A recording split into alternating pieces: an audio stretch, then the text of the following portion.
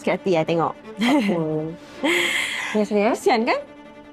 Tak sangka Adam kahwin dengan kau sebab dah janji dengan Farid. Kau rasa kan berapa Farid bayar dekat dia? Mata duitan juga lelaki kau. Aku nak tak tahu. Tapi kan, kau ingat kalau dengan bukti yang kau ada sekarang ni, aku nak take balik sama aku? Memang tidak lah. Tapi takkanlah kau sanggup gadai maruah kau kan? Nak bagi satu dunia tahu yang kau kahwin dengan Adam sebab kau nak balik dekat lelaki pertama kau. Malu. Ish, malu. Setakat duit saman aku tu berapa sangat lah. Takkanlah Phone aku lah setan. Kau tu setan. Walaupun kau ada banyak macam mana sekalipun kopi dan video ni, aku tak heran. Sikit pun tak terjejas untuk aku. Kalau video dalam ni tersebar, aku akan buat saman baru. And that time, kalau kau tak reti nak bayar saman aku, kau meringkuplah dalam penjara,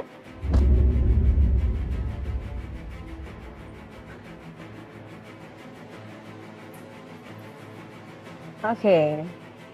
How about this? Kita try nego, okay? Let's say, kalau kau buat permohonan maaf secara terbuka yang mengatakan kau rampas suami aku, sedangkan aku masa tu tengah buta dan hamil. Itu satu. Nombor dua, yang kau jadikan lelaki orang sebagai pak sanggup. Ya. Boleh? Are you ready? Kalau dah ready, let me know tau.